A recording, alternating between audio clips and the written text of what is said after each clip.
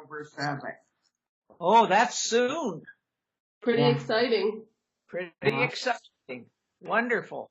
Did you know, I was telling Marilyn that you guys have something in common because you're a nun, right? Right? And Marilyn, what are you? A holy name associate. Wow, isn't that beautiful? I'm so happy to hear that.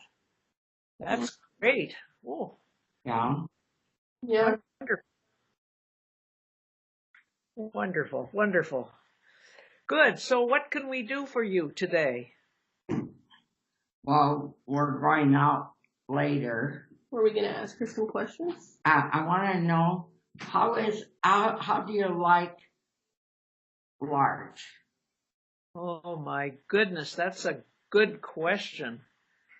I spent a lot of my life at L'Arche, and I love it.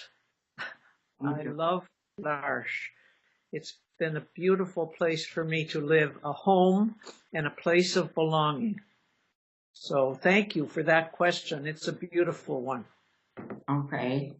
Wow. How did you get involved? Well, it's a funny story that I got involved, but it was many, many years ago. And as a nun, I had to go out at that time with a partner. I didn't go out by myself. So this day, one of the sisters said, "Can you come to a lecture with me tonight?" And I said, "What's the lecture?" And she said, "Oh, it's a guy from France who's coming to talk." And I said, "What's he talking about?" And she said, "Well, he's going to talk about people with disabilities and so on." And I said, "I'm really not very interested, but I am free. So if you can't find anybody, I'll go with you." And so she came back to me at supper time and said, I couldn't find anybody. So could you go? And I said, yes. So I went to this lecture by this very young John Vanier, who had just started a few years before the Communities of L'Arche. And he spoke about it, and I became very interested, so I sort of followed him for several years before I was able to go. How's that? Wow.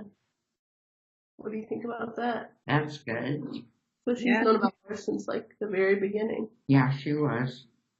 Wow. What are some of you mentioned that when you heard from John Vanier, there were things that really resonated with you. What were some of those things that really you connected with?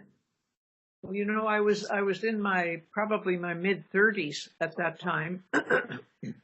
And what I remember is that I had never heard anybody talk about Jesus the way he did. He talked about Jesus as someone that was his friend and somebody that he would have had breakfast with this morning. And I mean, it was just such a close relationship.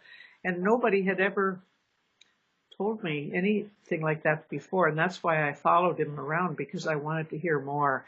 And I think all through my life, he's been an inspiration for me in terms of my own inner life and my life trying to follow Jesus as a disciple.